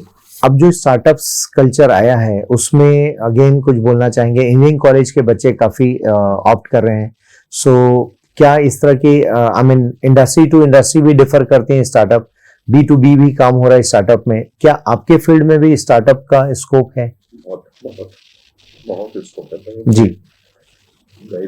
मैं हम खुद भी कई बार हम ढूंढते रहते हैं कि कोई हमारे साथ इंडस्ट्री पार्टनर काम करे जो हमारे आइडियाज को एक्चुअली एग्जीक्यूट कर पाए। ओके, जी तो ऐसे बहुत सारे आइडियाज हैं एक्चुअली, इसमें काम करना चाहिए जी, और ऑप्शंस हैं एक्चुअली। ओके, हाँ, अब मैं आपको एग्जांपल के जैसे बताऊं, रिसेंटली हेलमेट्स, जो सेफ्टी हेलमेट होता जी, है ना, जी। उसमें काम किया था लोगों ने। अच्छा। हाँ, सी सेफ्टी हेलमेट का बहुत सारे डायमेंशंस है जी। Actually, not just for protecting your head, there are multiple ways आप कैसे उसको टाई कर रहे हैं, कैसे हो रहा है, with ease you think you can hear it, कुछ नया आप हाँ, बहुत कुछ पॉसिबल है, for example see you got see present safety helmet is bulky in size, if you can come out with something which is Something, lighter, yes, easy yes. to wear, easy to which is not load, which is you can wear it for a long time. long time, It has got a huge potential. Yeah, Every single industry needs this helmet. yes, everyone in fact, Everyone needs it, है ना? yes, तो अभी जैसे shoes हैं actually, this so बल्कि it is not easy to work. ऐसे बहुत सारी चीजें हैं हमारे यहाँ, जैसे कि ग्लोव पहनने की आदत नहीं लोगों को, ठीक बात है, इस चीज नहीं पहनने का रीजन क्या है, basically they are not comfortable wearing them in working on. हाँ, काफी स्वेटिंग करता है तो लोग पहनते नहीं तो उसको, मुझे लगता है कि आप हर एरिया में ना बहुत काम करने की जरूरत भी है और बहुत ऑप्शंस हैं एक्चुअली, ऑप्शन है, स्कोप काफी ज्यादा है करने के लिए। सबसे अच्छी बात क्या है, ऐसी हमारा अपना कंट्री जो इतना बड़ा ह्यूज मार्केट है, जी, देयर इज इनफ स्कोप। बहुत मैं बढ़िया, कभी भी मतलब बच्चों को हमेशा encourage करता हूँ कि if you do it can do it. बहुत बढ़िया, बहुत बढ़िया, बहुत ऑप्शंस है काम करने के लिए, बहुत सारी छोटी छोटी चीजें जिसमें जी। हम काम कर रहे हैं, और इंस्ट्रूमेंटेशन जैसे आपको बता रहा था एक्चुअली, हम अपने आप में काफी कुछ है वो, हाँ, बहुत स्कोप है काम करने के लिए। और मैं आपको बताऊं, मैं एक्चुअली मैं तो इनफेक्ट बहुत बार बच्चों के साथ में इंटरेक्ट करने के लिए जाता हूँ बहुत सारे कॉलेजेस में, यूनिवर्सिटीज में, तो उनको मैं बहुत क्लियरली बात करता हूँ उनके साथ में, और उनको मैं ऑफर भी करता हूँ बेसिकली कि यदि आप चाहें तो we can work with you, और आप कोलैबोरेट कर सकते हैं, बहुत अलग अलग तरीके से कोलैबोरेट कर सकते हैं जी, आप हमारे साथ में मास्टर्स कर सकते हैं, आप हमारे साथ में PhD कर सकते हैं। अच्छा, इसमें मान लो कुछ बच्चे कुछ अपनी ओर से प्रोजेक्ट या इनोवेटिव आइडियाज लेकर आते हैं, तो क्या CSIR उनको एंटरटेन करेगा उस तरह के प्रोजेक्ट्स पर? कुछ करते हैं, हमारे पास बहुत सारे स्कीम्स है बच्चों के साथ। ओके, ओके, गवर्नमेंट भी बहुत सारे स्कीम्स है एक्चुअली। जी, हाँ, गवर्नमेंट में तो आजकल काफी ओके फंडिंग स्कीम्स भी है। ओके, CSR जिसके एग्जाम्स है बहुत सारे जी, अब JRF बनते हैं स्टेट में, you can join CSR as JRF, great, exam करने से बहुत बहुत बढ़िया। सारे ऑप्शंस है एक्चुअली, और मेरे ख्याल से they are getting monthly stipend of almost 40,000 rupees. या है कितना है? हम खुद भी बहुत सारे अच्छे बच्चे ढूंढते रहते हैं। बहुत बढ़िया। हाँ, आई मीन क्योंकि अब कॉलेज और आप लोग के बीच एक ब्रिज होना चाहिए ताकि कॉलेज के बच्चे, जी, मैं यहाँ पे एक चीज मैंने नोटिस किया है, क्योंकि मैं पिछले 4-5 साल से ऑलमोस्ट ऑन एवरेज 500 बच्चों का इंटरव्यू ले रहा हूँ मैं। ओके, मेरा कुछ इंसाइट्स है, मैं आपके साथ प्लीज शेयर प्लीज, करता हूँ, मैं चाहता हूँ बच्चों के साथ में ये हो। एक मैंने देखा बेसिकली बहुत सारे बच्चे, सबके साथ तो ऐसा नहीं है, लेकिन एक लार्ज प्रोपोर्शन ऐसा है जो बेसिकली एक कैजुअल अप्रोच है एक्चुअली बहुत सारी चीजों को लेकर, वो मुझे बहुत दूर देता है एक्चुअली। जी, क्योंकि आप देखिए जैसे कि हम भी सपोज प्रोजेक्ट स्टाफ के इंटरव्यू के लिए हम बैठते हैं, सुबह के शाम तक बैठते हैं, अब कोई ऐसे ही आ जाता है कैजुअली, तो हमको बहुत पेन होता है एक्चुअली। हाँ, मतलब होमवर्क करके नहीं आ रहे हैं या सीरियस नहीं है लाइफ को लेकर। जी, आपको पता होना चाहिए कि आप कहाँ जा रहे हैं, आपका पर्पस क्या है, उसकी तैयारी करके जाइए। ठीक बात है। और इसमें एक इम्पोर्टेंट चीज जो चूक होती है पता क्या है कि कई बार मैंने देखा बच्चे को, they don't care of their grooming. यदि आपका विजुअल अपीयरेंस भी कम से कम एक नीटनेस रिफ्लेक्ट होना चाहिए। ठीक बात है। अभी वो नीटनेस नहीं है ना, मिनिमम तो कुछ रिक्वायरमेंट्स हैं। ठीक बात है। इतना होने से कम I must have a desire to talk to you. आप इतना तो इनिशिएट होना चाहिए कम से कम। बहुत बढ़िया। आप यदि पहले से आपकी पर्सनालिटी ऐसी जो मुझे रिपेल कर रही है, तो possibly I will not be able to talk to you.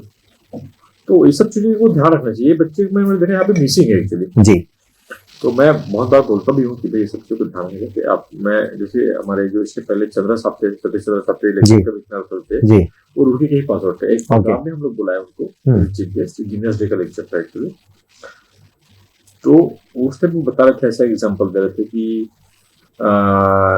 2-4 बच्चों का एक टीम था बेसिकली, उनके हेड थे, और एक बच्चा जो था basically because of this cricket ही was not able to have access to the HOD of civil engineering department. बताइए तो रीजन क्या था? अच्छा, दूसरे बच्चों को था एक्चुअली, तो वो ही वाज सरप्राइज कि बोले ऐसा क्यों हो रहा है करके। जी। तो जब ये गए तो पूछा उन्होंने फनी ना, तो उनका जवाब यही था बेसिकली कि भाई see your appearance itself is so repelling to me, I do not have any desire to talk to and communicate to you करके, that is why I was not getting any some time for you करके। उसके साथ में जो बाकी जो बच्चे थे वो नीटली आते थे, दे वर प्रिपेयर्ड फॉर इट, तो उनको भी एक डिजायर था कि हाँ ठीक है पाइए आप बात करते हैं। मिनिमम ये कुछ चीजें हैं जो ध्यान देने की होगी, बिल्कुल इंपॉर्टेंट है एक्चुअली, पर्सनालिटी डेवलपमेंट है, बहुत इंपॉर्टेंट चीज है, बहुत बढ़िया। And you must learn to communicate, क्योंकि ये एक भी बहुत इंपॉर्टेंट चीज है। हाँ, कम्युनिकेट हम केवल वॉइस से नहीं करते, हमारी बॉडी लैंग्वेज है, हम क्या वेयर कर रहे हैं, कैसे हमारा हेड मूवमेंट है, सब कुछ है, एवरीथिंग है। और ये मैं तो देखा हूँ कि और ये मैं अपने घर में बच्चों के साथ प्रैक्टिस भी करता हूँ जी। पढ़ने लिखने की जो हैबिट है ना, कम्युनिकेशन के लिए बहुत इंपॉर्टेंट है, बहुत इंपॉर्टेंट है। Must have a discipline life. Yes, यदि आपका लार्जर गोल है लाइफ में, तो एक डिसिप्लिन के साथ में आपको जीना पड़ेगा, आगे बढ़ना पड़ेगा। और देखिए, अभी मैं बहुत सारा ज्ञान का सृजन कर भी सकता हूँ, ठीक बात है, या स्टोर भी कर सकता हूँ, लेकिन मैं आपके साथ में डिस्कस नहीं कर सकता, तो फिर कोई मायने नहीं, मुश्किल है ना फिर। ठीक बात है, आप कैसे असेस करेंगे जी। तो इसमें काम करना निहायत ही जरूरी चीज है। बहुत बढ़िया, कम्युनिकेशन स्किल हमेशा बेटर होना चाहिए, बहुत बढ़िया, और ओरेटरी स्किल भी, दोनों चीजों में काम करना चाहिए। और वो पब्लिकली अप्रिशिएशन भी मिलता है उसका, यदि ठीक है, और कॉन्फिडेंस सबसे इम्पोर्टेंट चीज होना चाहिए जी, बहुत इम्पोर्टेंट। तो आई थिंक हमने ऑलमोस्ट सारा कवर कर लिया, ठीक है ना, तो इसको क्लोज करते हैं आपसे बात करने के लिए। सो इसके साथ में एक चीज और हमें आपके बिहार में बोलना चाहता हूँ, बच्चे आपके साथ में एसोसिएट रहे हैं या जो भी है, बिलासपुर सेक्टर में हम लोग हैं, और कभी भी ऐसी कोई मार्गदर्शन की यदि आपको लगता है कि जरूरत है, तो मैं खुले मन से आप लोग को आमंत्रित करता हूँ। मैं कभी भी ऐसी जरूरत पड़ेगी तो आप कम्युनिकेशंस और बाकी सारे डिटेल्स आप शेयर कर सकते हैं, और हमें बहुत खुशी होगी सबके साथ में मिलकर कुछ काम करने। नहीं, डेफिनेटली जो बच्चे इस वीडियो को देख रहे हैं वो YouTube के माध्यम से संपर्क करेंगे तो एक कॉमन सेशन भी रखा जा सकता है, और आप उनके साथ बातचीत का एक सेशन भी ले सकते हैं। सो बहुत बहुत धन्यवाद भैया आने के लिए, और बहुत अच्छा सेशन रहा। और देश के रॉक सिस्टम में आप काम कर रहे हैं, तो रॉक की तरह आप CSIR, और CSIR एक शानदार ऑर्गेनाइजेशन, मुझे लगता है युवाओं को जरूर अप्रोच करना चाहिए, जाना चाहिए। सो बहुत बहुत धन्यवाद, थैंक यू आने के लिए, थैंक यू।